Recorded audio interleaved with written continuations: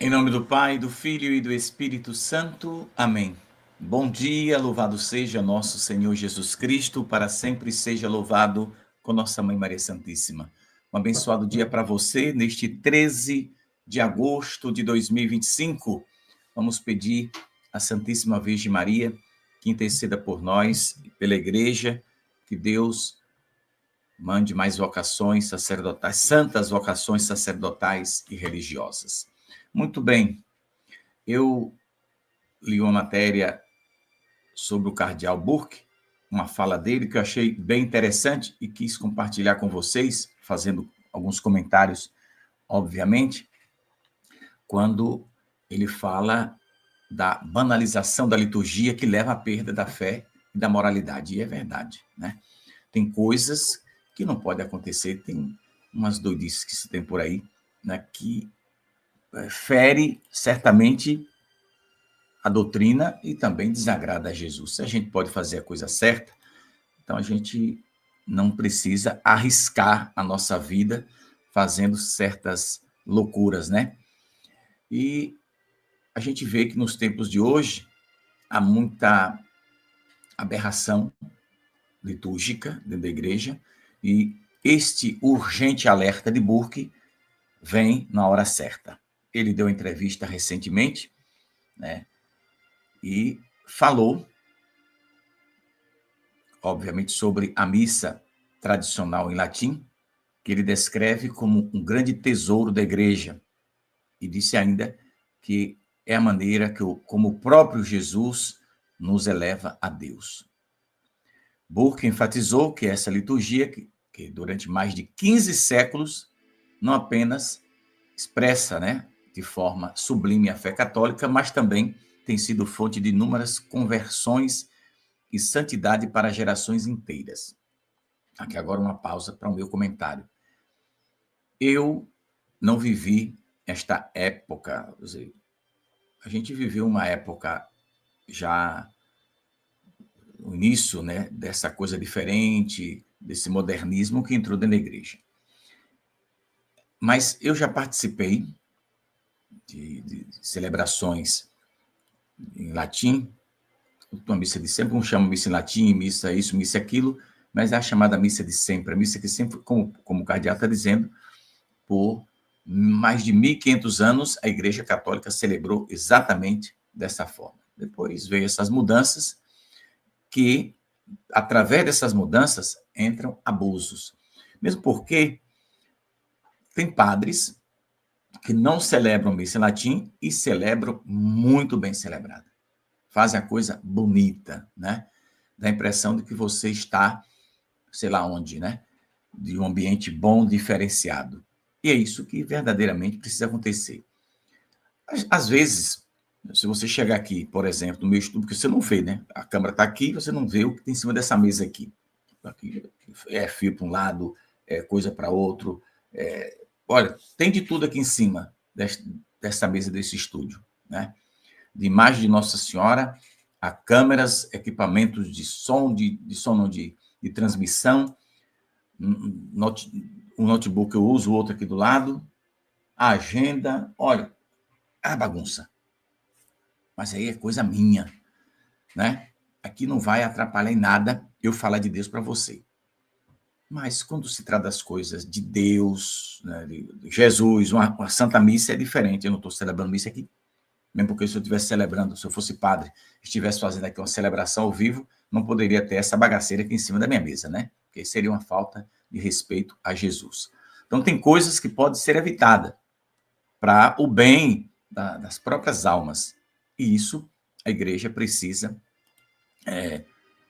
defender. Essa tese é preciso ser defendida pela igreja de Jesus, porque a igreja que acredita, né? Eu acredito que a igreja acredita, né? Todos os consagrados acreditam que Jesus está verdadeiramente na Eucaristia. Então, se a gente sabe que Jesus está na Eucaristia, é bom a gente manter o máximo de respeito. Então, tem coisas que você... Pedro, mas isso é bobagem, né? E eu sei que não é bobagem, porque tem coisa que pode ser evitada para evitar escândalo, ok? eu vou te mostrar aqui uma coisa que parece ser uma coisa bonita e piedosa, mas você observa que não é coisa boa. Assim não é. Olha aqui essa foto. Então, a gente tem aqui, me parece ser um senhor, que não sei se é um padre, tem uma moça ajoelhada diante do sacrário, o sacrário está debaixo de um armário, uma mesa, não sei o que é isso, mas em cima tem... porque o QR Code está cobrindo. Deixa eu ver se eu tiro esse trem aqui, só para vocês verem, sei lá, como é que faz esse trem aqui. Deixa eu ver se eu consigo tirar. Então, tem coisas que precisa verdadeiramente sair, né, dessa... Deixa eu ver se eu volto. Acho que eu consegui sair, mas a imagem... O que eu quero te mostrar é essa imagem aqui. Que agora se escafedeu, que só Jesus sabe onde ela foi parar, né?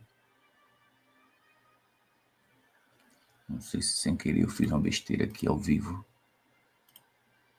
né? Mas tudo bem. Não sei para onde foi, mas deu para você ver uma... Deixa eu voltar ela aqui. Eu vou voltar, que eu quero comentar, então preciso voltar. Deixa eu ver se ela aparece agora. Apareceu, pronto, é isso que eu queria. Você observa que tem uma imagem de uma mulher, né? Que obviamente não é Nossa Senhora, em cima do sacrário. Olha que coisa meio que aberrante, né?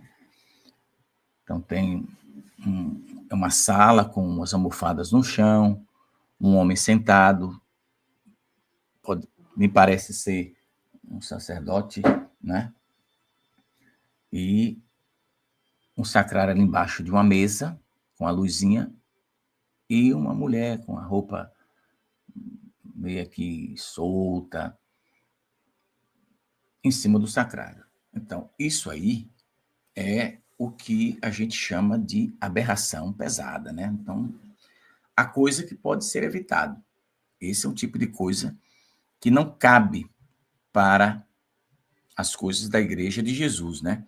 A Igreja de Cristo é algo extraordinário, diferenciado, que a gente tem que manter o respeito, o máximo possível de respeito, por se tratar das coisas de Deus, né? Então, o cardeal está certo quando ele fala exatamente essas coisas. Então, o cardeal criticou as reduções e mudanças introduzidas após o Concílio Vaticano II, que, segundo ele, não refletiam os verdadeiros ensinamentos do concílio, mas sim abusos que empobreceram o rito. Destacou elementos como a oração, né, aos pés do altar, a orientação, né, ad orientio, voltada para o Oriente, o canto gregoriano como expressão essencial da transcendência e da reverência devidas ao culto divino, alertou também para a banalização da liturgia, né, que leva à perda do sentido da Eucaristia e, com isso, uma crise moral e doutrinária. Porque as pessoas chegam. Eu vi um dia desse, não lembro onde foi, uma missa. Eu não sei como uma pessoa sai de casa, não dá para entender. Uma pessoa sai de casa era uma pessoa jovem, né? Se viesse na sua frente, estava 90% bem. Eu vou dizer 100 porque a parte de baixo, não sei se era uma saia, uma coisa, era acima do joelho. Mas até aí tudo bem. De frente não se assustava. Quando passou, você olhou para as costas, tinha um buraco aqui, parecendo que explodiu uma bomba nas costas da moça, fez um buraco na roupa, mostrando as costas todinha, né? Sabe? Então, é o tipo de... Você está indo para comungar e aparece um estrupício desse na tua frente. Aí, meu amigo, tu se arrebenta. Entende? Tu tem que deixar o trem passar para tu não ser atropelado pelo capeta. Entendeu o que eu estou falando, né? Entendeu? Então, tem coisa que assim também já é demais também. Então, aí isso fica as pessoas entram na fila da comunhão como se estivesse entrando numa fila para comprar ingresso, para entrar num show, em alguma coisa, e vai conversando, e vai isso, vai aquilo. Então, são coisas que no passado não existia na igreja. Mas existe hoje por quê? Porque essa turma, aí eu me coloco no meio, né? A gente já pegou um tempo de modernismo na igreja. Então, a gente nasceu, o curioso vai em busca e vê que está errado. E aqueles que não têm curiosidade acham que é assim mesmo. Pedro, mas desde quando eu nasci, eu tenho 50 anos, desde quando eu nasci é assim. Mas antes de tu nascer não era. Então, por isso que a gente tem que rezar para que isso pare. Tem que parar, porque o nosso Senhor está ofendido com essas coisas. Burke concluiu lembrando que a missa não é um evento social, uma atividade mundana, mas sim um momento em que o próprio Jesus, por meio do sacerdote, renova seu sacrifício e nutre espiritualmente seu povo, como os santos de todos os tempos fizeram. Aqui uma pausa interessante. O cardeal, um cara bacana, ele está dizendo que a missa não é um evento social. E vamos dizer que a grande maioria dos católicos tem a missa como um evento social. Olha, é aniversário de 25 anos de casado, de 50 anos de casado do meu pai. Vamos faz o convite, sabe? Aquela coisa bonita. E põe câmeras nas igrejas para fazer. Só falta chamar uma rede nacional para transmitir ao vivo. Então, o povo vai, todo mundo muito bem vestido. Eu não estou dizendo, atenção, que você não possa mandar celebrar uma missa em ação de graças pelos 50 anos de casado. Ok, pode. Mas não faça desse evento um evento social. Evento social é quando você vai comemorar os seus 50 anos de casado, lá no clube, fazer uma festa, gastar lá seus 50 ou 100 mil reais, problema seu. Se você tem problema na cabeça, isso aí é problema seu. Né? E aí você fala o que você quiser. Lá no clube. Igreja não é clube não, irmão. Igreja é lugar sério, é casa de Deus. É preciso ter respeito, é preciso manter o respeito dentro da igreja. Esse alerta urgente de Burke precisa ser acolhido pela igreja, né? Que o Papa Leão possa fazer alguma coisa para, pelo menos, colocar, já que a igreja trabalha muito essa questão do ecumenismo, e eu costumo dizer que o ecumenismo precisa, primeiro, começar dentro da igreja, por longos anos, trabalhar o ecumenismo dentro da igreja, entre os consagrados que andam se matando. Guerra, briga, confusão. Porque eu gosto de celebrar assim, outro gosta de celebrar assado, e o certo seria fazer o que é correto, como a igreja sempre fez. Né? Ô Pedro, para você, o que é certo? O que é certo? Você que será que o Espírito Santo errou? O Espírito Santo passou mais de 1.500 anos a igreja celebrando daquela forma. Aí depois do concílio mudou um bocado de coisa. Que o concílio não mandou fazer baderna. Eu não vi nenhum documento do concílio que mandasse fazer alguma coisa errada. Se tem, me mostre, que eu quero ver, que eu mostro aqui amanhã, sem problema nenhum. Né? Você já sabe como funciona aqui o canal Apelos Urgentes, né? Mas eu não li até hoje nenhuma orientação que mandasse fazer essa baderna que hoje existe em muitos lugares. Aí o que é que acontece? Quando começou assim, quando os padres deixaram de se apresentar como padres e sim como um leigo, vou chamar de civil, né? Ou seja, como eu estou vestido aqui, quando o sacerdote, você chega no lugar e tem lá 10 padres, às vezes tem uns padrezinhos decentes, bonitos, né? Aí tem uma moça que não espera o caba chegar para dar uma cantada nela, não. Ela vai lá e mete o queixo, como diz o baiano. Aí quando ela vai queixar o caba, é um padre. Ah, eu sou padre. Ah, eu sou padre, né? É igual uma amiga minha de Salvador, que hoje ela não diz mais não, mas quando eu encontrava, ela dizia: Pedro, pensa num pão que chegou lá na paróquia. Eu digo, e foi? Fizeram uma padaria lá no fundo da igreja, foi? Tem pão lá agora? Não, eu tô falando do padre, pensa num padre. Eu digo, tu tá com cão no couro, estrupício. Exorcismo pra tu? Oxi, Pedro, não posso achar o padre bonito, não. Achar o padre bonito não é pecado nenhum. Você pode achar o padre bonito, um homem casado bonito, uma mulher casada bonita. Se é bonito, é bonito. Agora, você está chamando o padre de pão, ou seja, teu coração já está... Ou seja, se o padre der uma deslizada e partir para cima de tu, tu cede à tentação e aí o bicho pega por dois lados. Aliás, eita, Pedro, tu me conhece, tu sabe que eu não sou assim. Eu sei que tu é assim. Eu digo logo. Eu sei que tu é assim. Porque quem tem vergonha nas fuças, na cara, não vai ficar chamando o padre de pão, ficar procurando ousadia com o padre, não. Tem tanto homem por aí dando bandeja, aí vai se engraçar com o padre. Agora, claro, que tem alguns sacerdotes que às vezes contribuem, né? Está lá, todo malhadão, bonitão, né? Todo forte, indo para a academia, a moça está lá, dando os seus pinotes para perder as banhas, e tem um caba lá todo elegante, todo musculoso. As pobres ficam tudo doidas, quando vai ver, é um padre. Às vezes até acaba pecando de pensar o que não deve. Eu não estou aqui dizendo que o padre não possa fazer certas coisas, mas se puder evitar, é bom, sabe? Evita, para não escandalizar. E essas coisas, esse modismo que entrou dentro do catolicismo, não está ajudando a igreja a avançar para águas mais profundas. Ao contrário, está avançando para um lamaçal mais profundo. E aí é preciso que, de vez em quando, apareça alguém sensato, alguém com consciência, para fazer esse alerta. E o cardeal Burke é um cabra bom.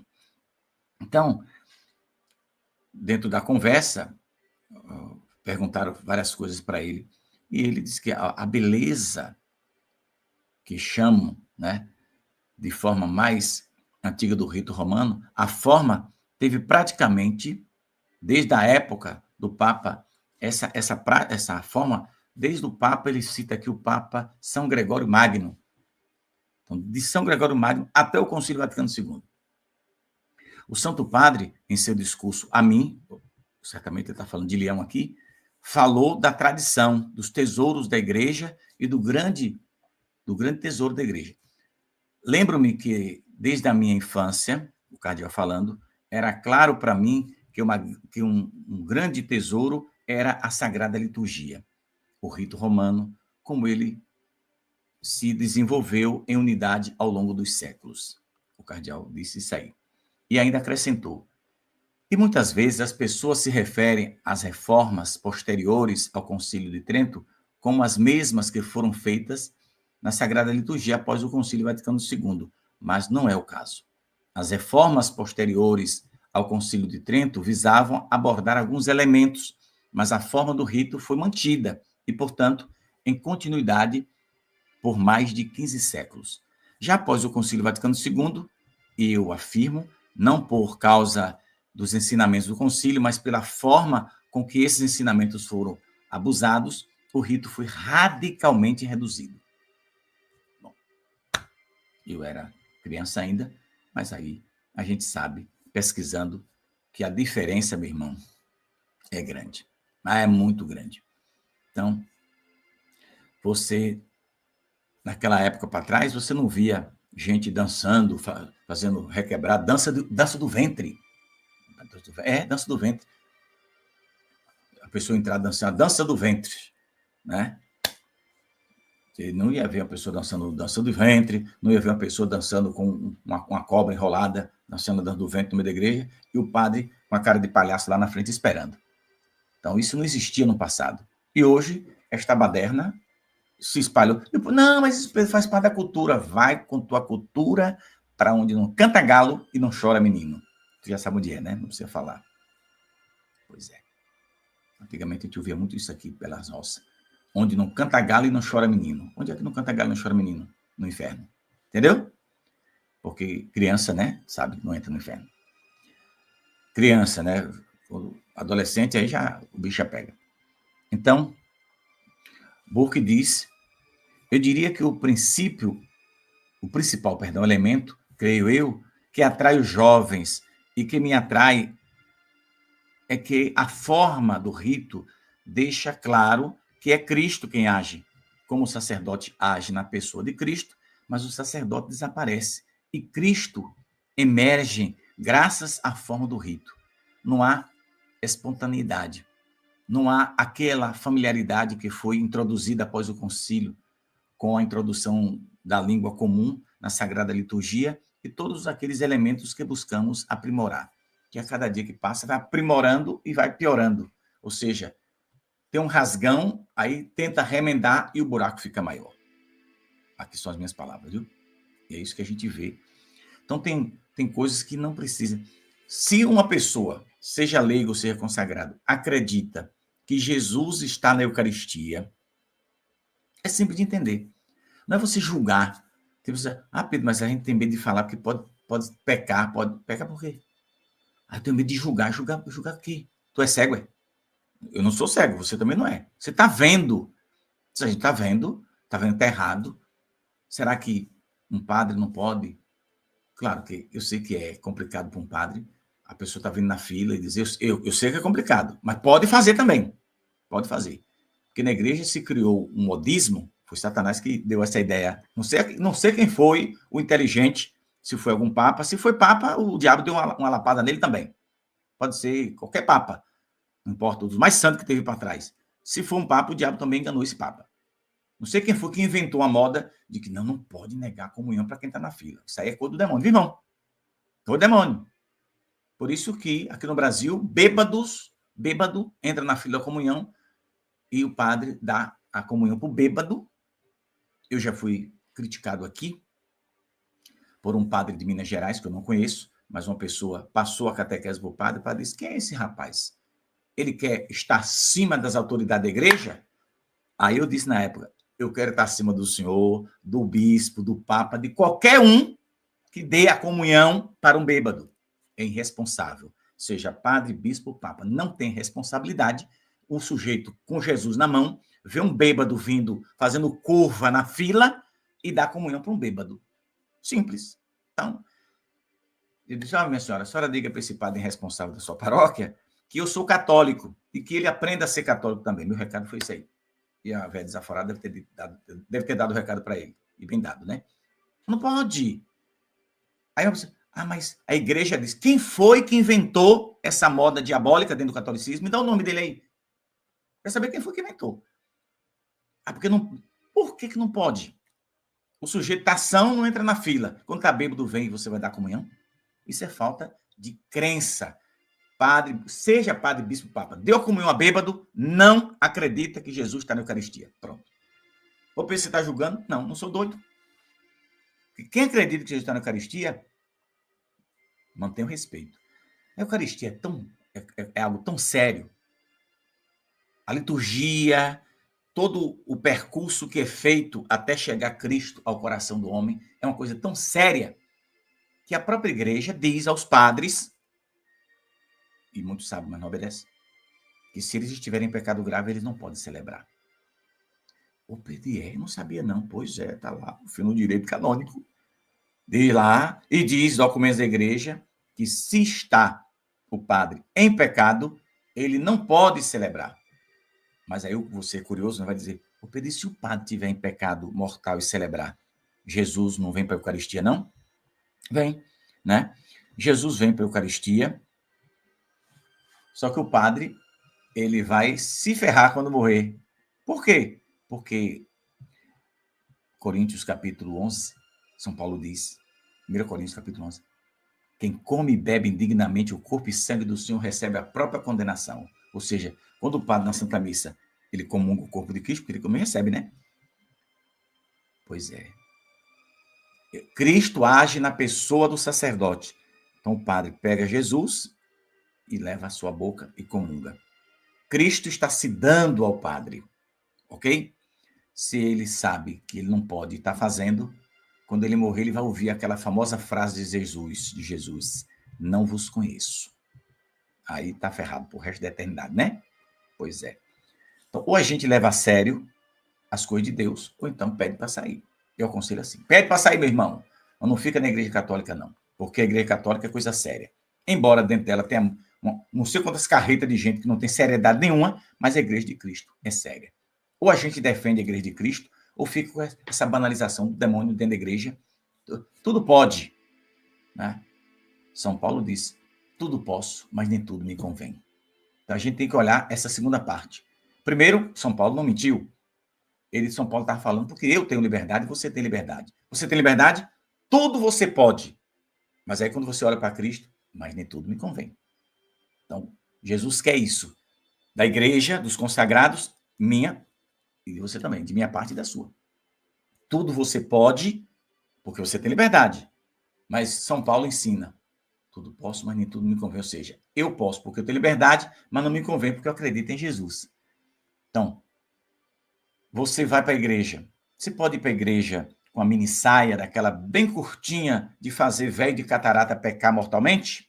Pode. Mas convém? Não. Por quê? Porque tu vai pecar e vai fazer os outros pecar. E Jesus disse no Evangelho, ai daqueles que fizer pecar um dos meus pequeninos. Seria melhor que não nascesse. O Senhor foi radical até a tampa dos olhos. Tem lá no Evangelho. Nosso Senhor disse, seria melhor que amarrasse uma pedra de moinho no pescoço e lançasse ao mar. Pancada pesada, viu, irmão? Nosso Senhor foi radical até a sombra quando disse essa palavra. Então, quando você sai de casa, deixa essa roupa curta para você usar dentro de casa, lá no seu quarto, com o seu marido. Entendeu? Você não vai usar roupa de freira. O seu marido não precisa explicar, né, irmão? Fica na tua. Vou explicar para tu. Ele vai chegar, tocou a campainha. A senhora ou uma jovem está com um taco de saia, com um tomara que caia cobrindo só o seio, a barriga de fora, tem uma desaforada que ainda deixa um piercing no umbigo, piscando igual o farolete do carro. Aí toca a campainha e o cara vai abrir a porta. Quando vai abrir para fazer a entrega, né? Essas empresas de entrega, né? Quando abre a porta, tá lá aquela moça quase como nasceu. Pronto. O cara peca. Olha logo, do pé à cabeça. Já foi, compadre? Pecou. Porque Jesus disse no Evangelho, olhou, desejou, pecou. Olhou, bateu o olho, pá. Que aí olhou, aí captou. A imagem já foi captada pela mente. Desceu para o coração, enraizou, começou a pensar coisa, já foi, irmão. Então, quando sai de casa, vai para a igreja, veste roupa de gente. Né? Decente. Se tocar a campainha e tiver com a roupa esculhambada, não vá abrir a porta para ninguém, não. Né? Porque hoje em dia está assim, essa bagunça. Eu já fui visitar pessoas amigas, um cara, a gente chega, tá sentado no sofá com as pernas para cima. Aí a conversa é pouca, viu? Já pulo fora. Quem vai ficar nessa bocada aqui, menino? Vendo um diabo desse aqui? Tem que correr. Porque se tu não desafia Satanás, não, que o bicho é perigoso. Isso vale para mim, vale para o senhor, vale para o padre, para o bispo, para o papa. Se for homem, a não ser que seja, entendeu? Minha boca. Mas se for homem, vai pecar. Entendeu? Se for homem, vai pecar. Então, cuidado para você não se arrebentar, viu, irmão? Cuidado. Então, o cardeal fez este alerta destes abusos litúrgicos que está em todo canto. Não existe lugar do mundo onde não esteja essa bagaceira hoje, né? Então, o cardeal vai dizendo que todos estes elementos que, juntamente com as belas orações para o ofertório, por exemplo, e as orações mais enriquecedoras antes da Sagrada Comunhão feitas pelo padre, nos lembram constantemente da presença de Jesus. Jesus desceu do seu lugar glorioso à direita do Pai. Agora, o padre oferece a missa usando suas mãos, seu coração, seus lábios e seu ser para tornar esse sacrifício presente. Deixa eu voltar aqui uma coisa, um pensamento que veio e não concluí. E se o padre tiver em pecado, Jesus fica na hóstia ou sai? Ele fica. Mas como o padre consegue? Não, ele não consegue mais nada. O padre em pecado está atolado até a tampa dos olhos.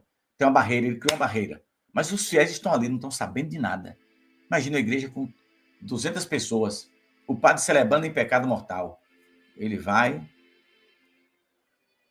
consagrar. Ele consegue alguma coisa? Não, mas Jesus consegue. Porque não é o padre que traz Jesus do céu para a hóstia, não, viu? Aprenda essa lição aqui no canal. O padre, o bispo, o papa não tem poder para isso, não. Eles têm a graça de Deus, foram escolhidos na alma do sacerdote, ao caráter sacerdotal indestrutível. Portanto, quando o padre entra no céu, a alma, né? ele leva esse caráter sacerdotal. O título ele perde, mas aquilo que foi impregnado na alma é para sempre, toda a eternidade. Seja no céu ou no quinto dos infernos. Quando um padre morre e se perde, papa, bispo, que no inferno tem tudo isso, tem freira, tem fundador de congregações, etc. O Pedro foi nosso céu que disse, a mim mesmo não. Quem disse foi alguns santos da Igreja Católica. Santos canonizados pela igreja afirmaram que viram, tiveram visão e viu o Papa lá sapecando no fogo dos infernos. Viu o bispo, padre, freira, fundador de congregações, etc. Mas por que será? Como é que um Papa vai para o inferno? Mais fácil do que eu, mas tu. Porque é que muito foi dado, muito será cobrado, irmão. Aí pronto, se um Papa, um bispo, um padre, eu e tu, sabe que a verdade é essa, ensina ao contrário, quando morrer, cadê o céu? Quando o olho fechou, quando abriu, procurou Jesus, foi a labareda de fogo comendo no seco. Não vá não, que é armadilha, viu? Então, eu já contei a vocês aqui um episódio que aconteceu comigo. Há alguns anos atrás, não muitos, né? Menos de 4 anos atrás, eu acho. Eu falando na catequese, eu nem estava aqui, nem tinha um estúdio, estava ainda na outra casa que eu vivia. E eu estava fazendo a catequese e vi uma cena aqui, sabe? Eu estou olhando aqui para a câmera, mas eu sei que aqui na minha direita tem uma porta de saída. E eu, olhando para a câmera, mas eu vejo que tem a porta aqui. O reflexo da porta está aqui do meu lado. Então, assim como o reflexo dessa porta, eu vi uma celebração. Ou seja, eu vejo um altar, foi uma visão. Eu falando e vi essa cena. Eu vejo um altar da celebração e vejo o momento da consagração. Eu vejo duas mãos humanas normais, descendo sobre as espécies, e acima dessa mão, uma mão toda de luz, toda iluminada. E eu não parei de falar, não. Eu estava falando e vendo, como eu estou aqui agora, sabe? Vendo a cena aqui, ó. E aí, de repente, num piscar de olho, a cena se reverte. Ou seja, a mão humana estava embaixo, a de luz em cima. Depois, a de luz ficou embaixo e a outra ficou em cima. E naquele momento, eu não sei se alguém que está me assistindo agora lembra desse episódio, porque eu disse, gente, eu tive um estalo aqui agora, uma coisa que me veio e tal.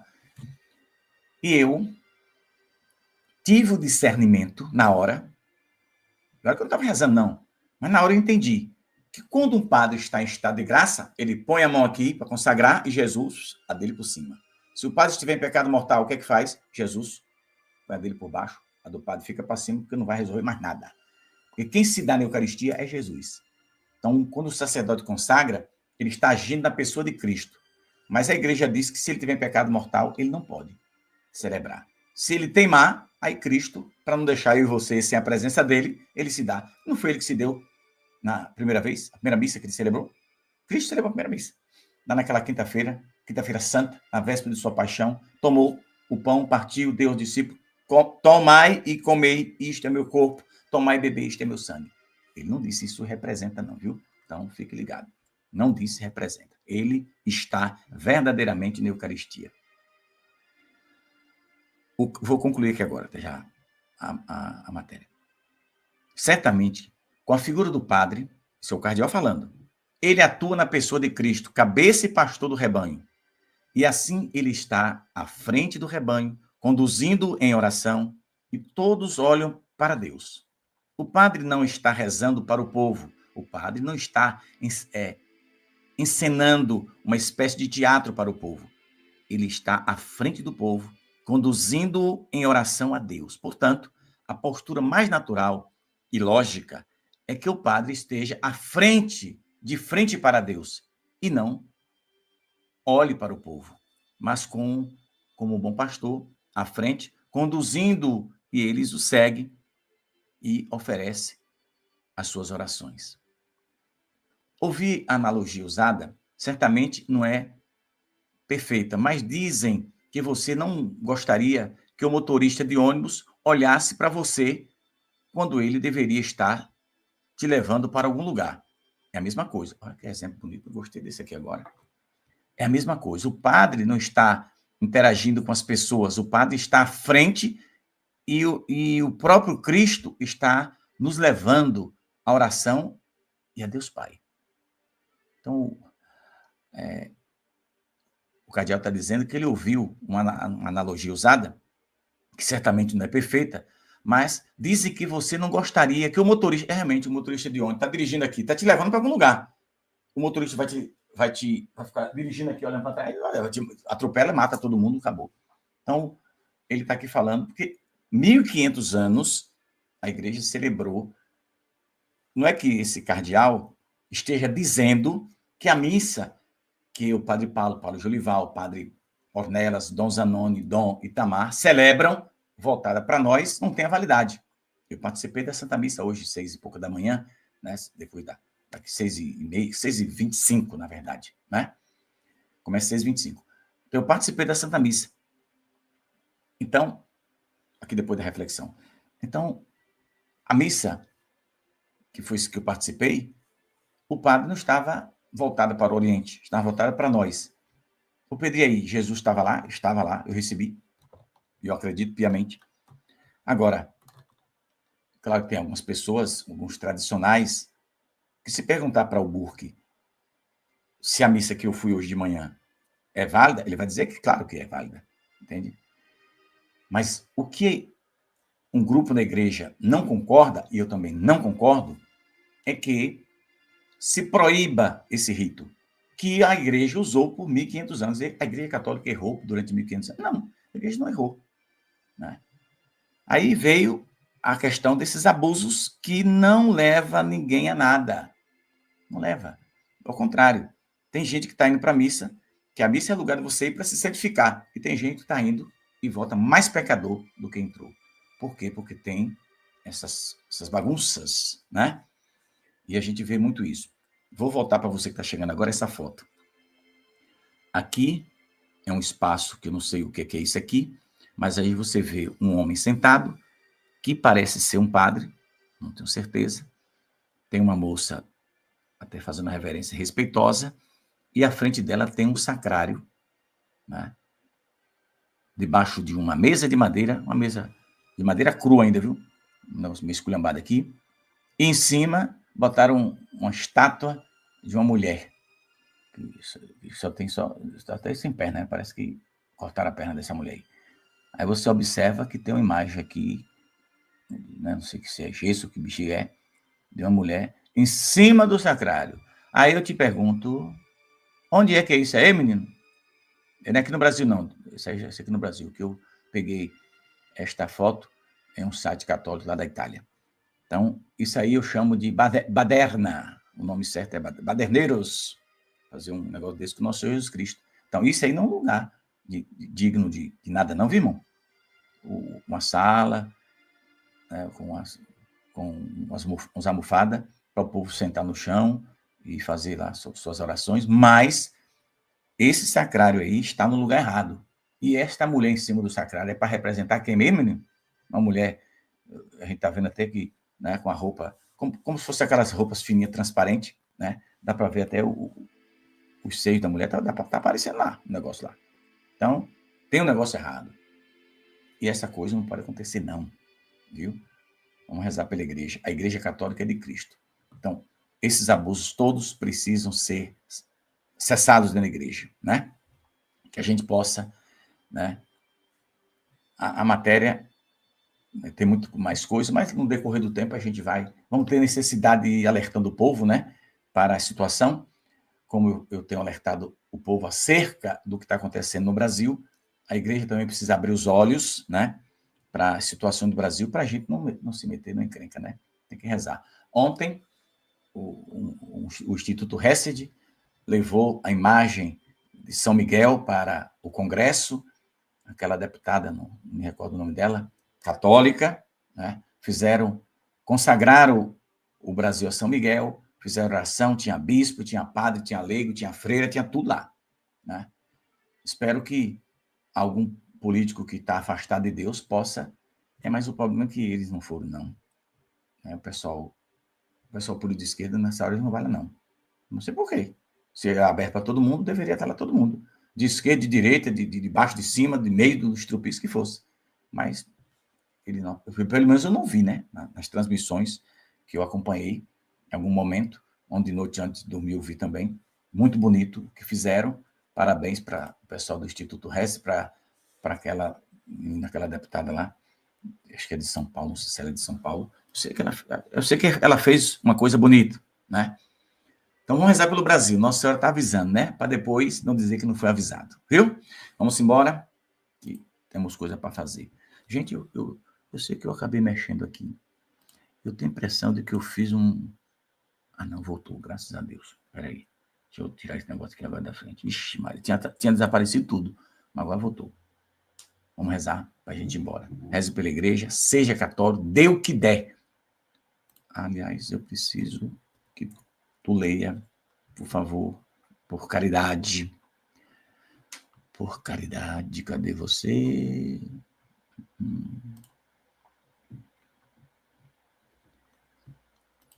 Vamos lá. Eu vou, ontem foi dia 12, Nossa Senhora deu essa mensagem que eu vou colocar aqui. Aí a mensagem, tá?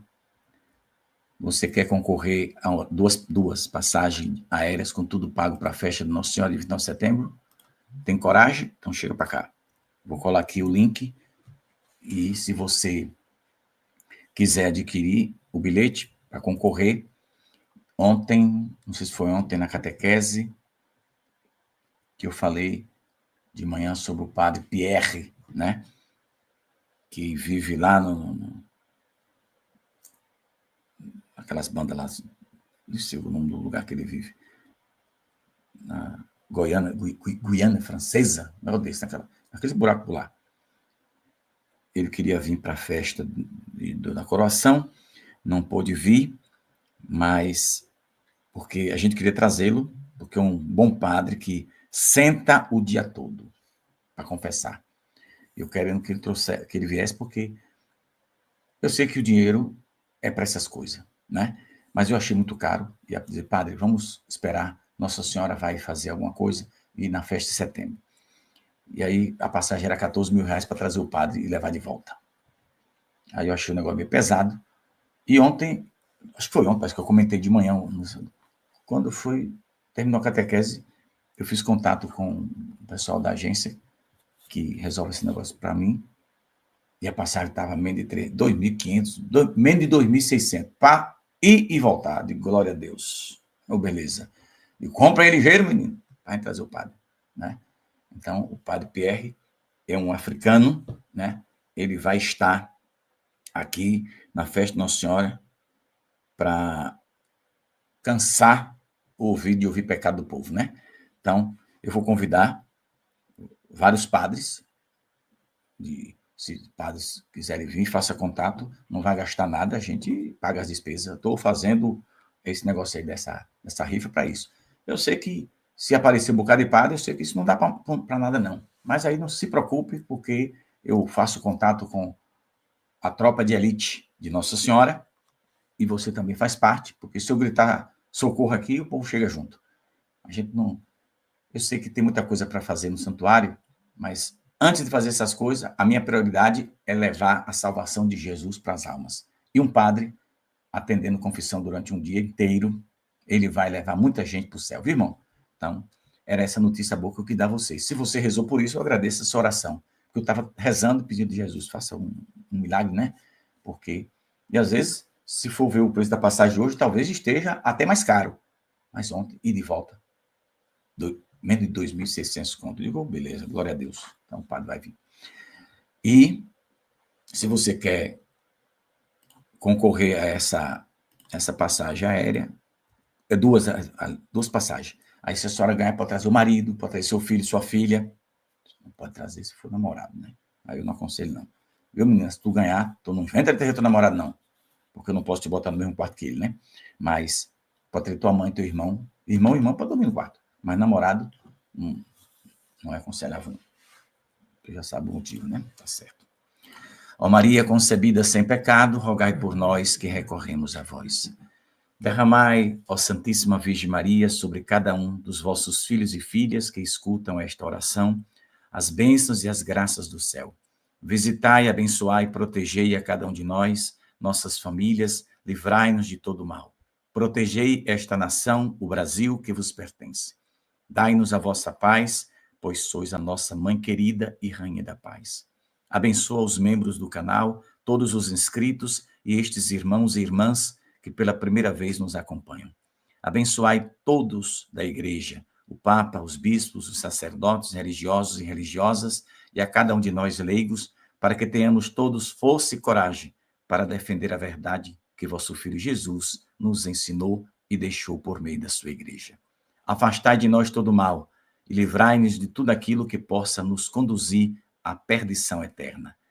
Ajudai-nos a caminhar para o céu e afastai do nosso caminho tudo aquilo que é contrário ao desejo de Jesus. Ficai conosco e abençoai-nos neste dia e para sempre. Amém. Paz e bem, a gente se encontra às 15 horas e depois às 21. Deus abençoe. Até lá, se Deus quiser.